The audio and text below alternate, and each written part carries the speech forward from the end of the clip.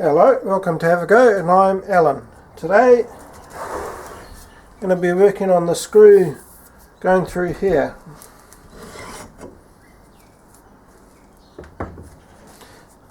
Now the book says to use a 11.11 diameter thread to go through here.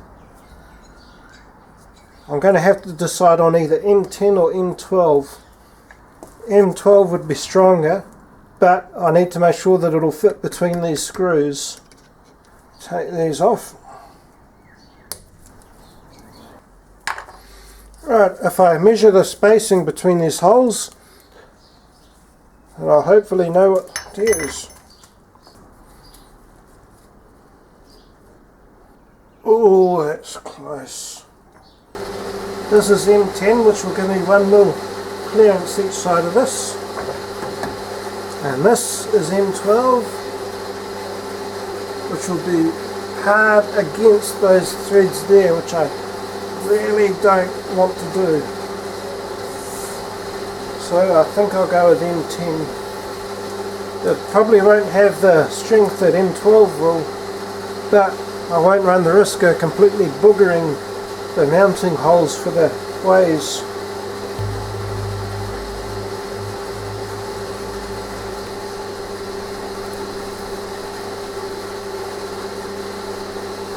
The tunnel I cut is half a wasp name,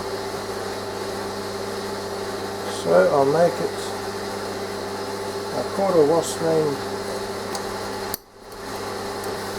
Right, get this again. Right, 8.5mm hole, I'll be right back.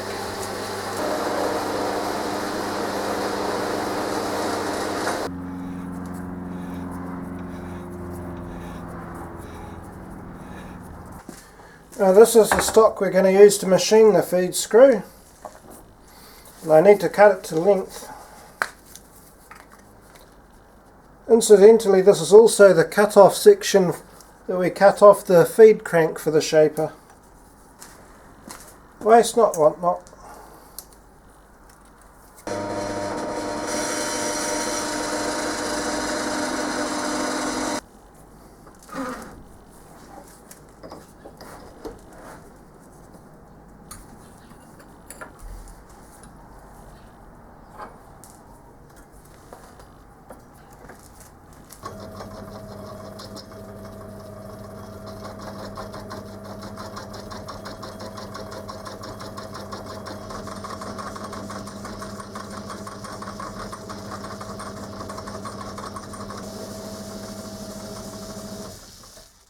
Interesting, the chatter in the lathe dog seems to disappear the more load I put on it. And I also seem to be getting a better surface finish with the CDT than with the spare oil I had.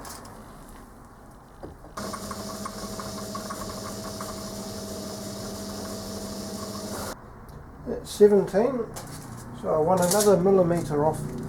That should be another 2 quarter turns.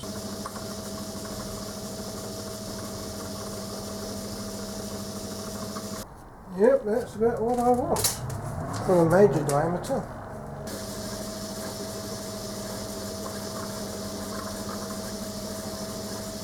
So I just need to turn down a little stub here.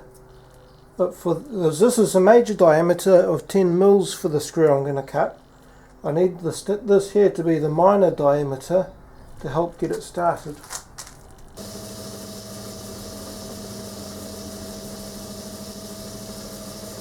Now normally I wouldn't take this off until I was finished machining it, because then you lose concentricity and it's an absolute bugger to get things back in concentric.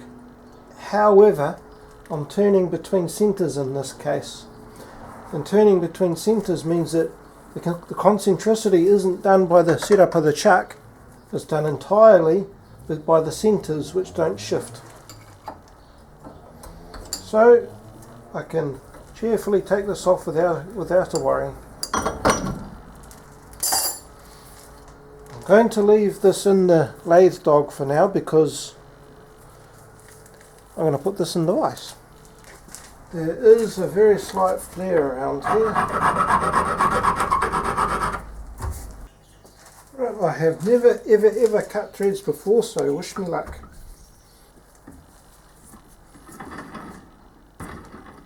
There's something supposed to happen. How the hell do you even get this started?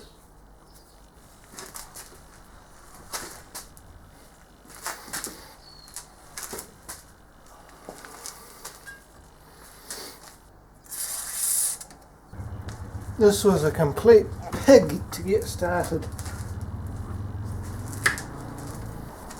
It's also generating a lot of heat. I just realised I should have done this threading part last because I won't be able to grip onto it with the lathe dog to turn the other side. So I'll stop here and call this a learning experiment. That is hot. Alright, let's see what I got. Well, considering first go ever, it's probably not too bad, I suppose. Let's see if it'll thread onto something.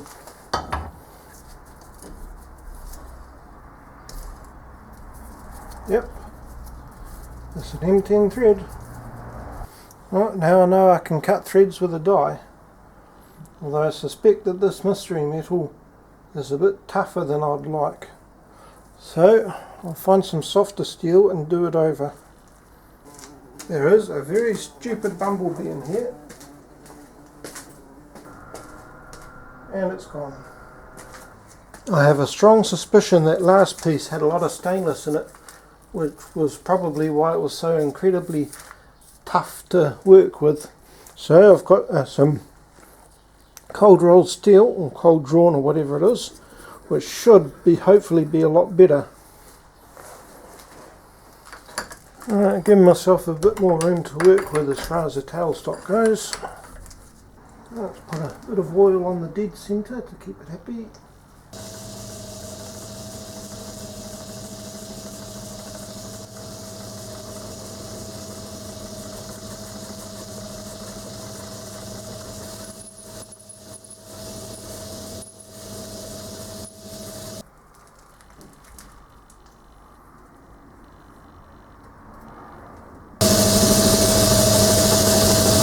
The insert was blunt.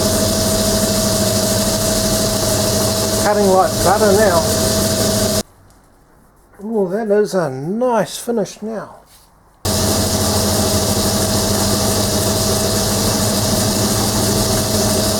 Yep, 10 mil. Beautiful. Before I go any further, just need to empty out the swarf. Undo the ram and flip this end for end,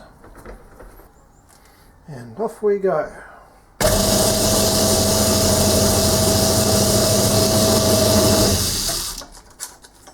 Alright, 13.5.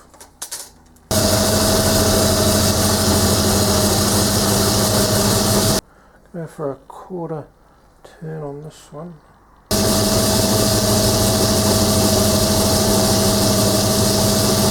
Alright George, I think we've got it. Okay, when you're not using what is probably stainless round stock of some sort, this goes very quickly, especially with the auto feed. So I'm very happy with how this has come along. Off to the vise. Let's try again with that die. Hopefully it'll be easier.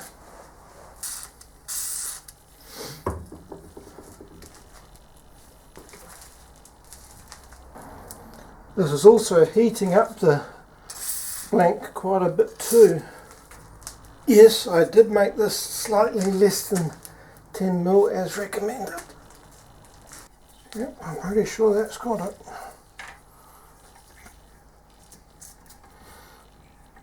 I'll flip the die over to try and cut threads down to the shoulder.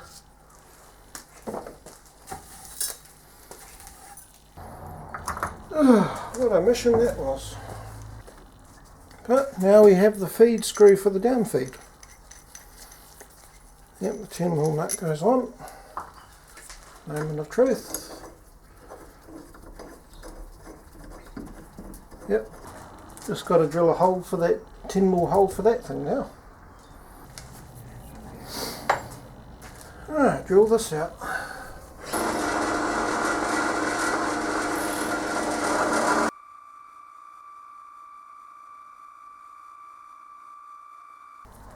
There we go. Bit ugly, but we got there in the end.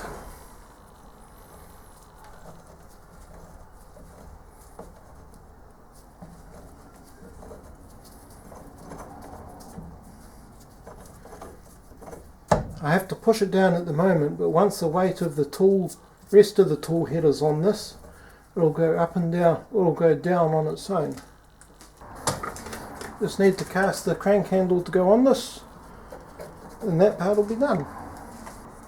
Well, I learnt a lot, I'll say that.